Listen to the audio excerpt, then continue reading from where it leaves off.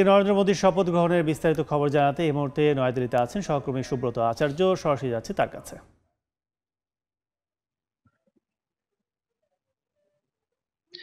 দেখুন, রাষ্ট্রীয় যে রীতি সেই রীতি কিন্তু ইতিমধ্যেই শুরু হয়ে গিয়েছে। আজকে সন্ধ্যা 7:15টার সময় প্রথা মেনে রায়সিনহা হিলে এই ঐতিহাসিক মহেন্দ্রক্ষণের সাক্ষী হতে চলেছে গোটা বিশ্ব।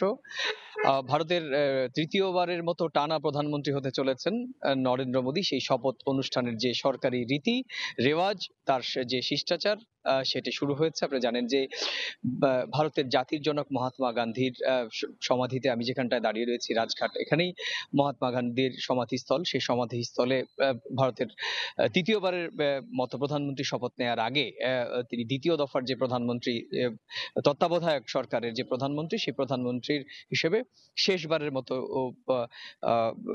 জাতির জনকের যে সমাধিস্থল তাতে শ্রদ্ধা জানান। এরপর তিনি যান ভারতের আরেক মহিরুহ রাজনৈতিক ব্যক্তিত্ব এবং প্রয়াত প্রধানমন্ত্রী অটল বিহারী বাজপেয়ী, সেই বাজপেয়ীর সমাধিস্থলেও প্রধানমন্ত্রী নরেন্দ্র মোদী এবং প্রতিরক্ষা মন্ত্রী রাজনাথ সিং সহ তার যে শীর্ষস্থানীয় কয়েকজন কর্মকর্তা সেখানে উপস্থিত ছিলেন। এরপর ভারতের বীর সেনানীদের আত্মার প্রতি সম্মান জানাতে যান ন্যাশনাল ওয়ার মিউজিয়াম মেমোরি হলে। সেখানেও গিয়ে প্রধানমন্ত্রী নরেন্দ্র মোদী সম্মান জানান এবং ফুলেল শ্রদ্ধা নিবেদন করেন। আপনি জানেন যে এই গোটা ভারতে নয়, গোটা বিশ্বের কাছে এই বিশ্বের বৃহত্তম গণতান্ত্রিক যে দেশ, এবং দেশের আপনি জানেন 47 দিন ধরে যে গণতান্ত্রিক উৎসব হয়েছে, সেই উৎসবের পর 4 তারিখে ফলাফল বেরিয়েছে এবং তারপর নরেন্দ্র মোদী সরকার বা তার জোট সরকার আবার তৃতীয়বারের মতো ক্ষমতায় আসতে চলেছে এবং সেটি কিন্তু আজকে আনুষ্ঠানিকভাবে শপথ নেওয়ার মধ্য দিয়ে শুরু হবে এবং গোটা দেশের বিশ্বের নজর থাকবে এবং বিশ্বের বিভিন্ন দেশ থেকে ইতিমধ্যেই বঙ্গোপসাগরীয় যে দেশগুলো রয়েছে, 8টি দেশের রাষ্ট্রপ্রধানরা ইতিমধ্যে আসতে শুরু করেছেন। বিশ্ব গণমাধ্যমের প্রতিনিধিরা ইতিমধ্যেই গতকাল থেকে আসতে শুরু করেছেন।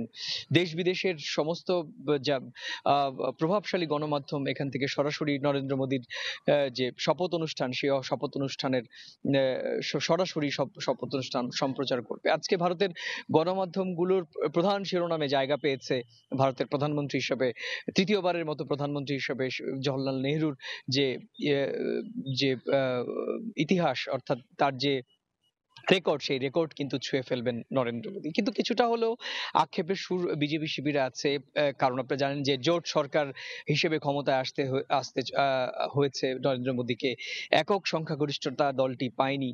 সব মিলিয়ে একটু হতাশা তো থাকবেই। তো তারপরেও রাষ্ট্রীয় আচার শিষ্টাচার মেনে এবং উৎসব মুখর পরিবেশে এবং নিচ্ছিদ্র নিরাপত্তার পরিবেশেই কিন্তু এই রাষ্ট্রীয় যে অনুষ্ঠান সেটি কিন্তু সম্পন্ন হবে বলে আশা সংশ্লিষ্টদের। তো এই ছিল আমার কাছে ভারতের তৃতীয় মেয়াদের প্রধানমন্ত্রী শপথের আগে যে রাষ্ট্রীয় আচার অনুষ্ঠান শুরু হয়েছে সে সংক্রান্ত আমার কাছ থেকে রাজঘাট থেকে এ পর্যন্তই।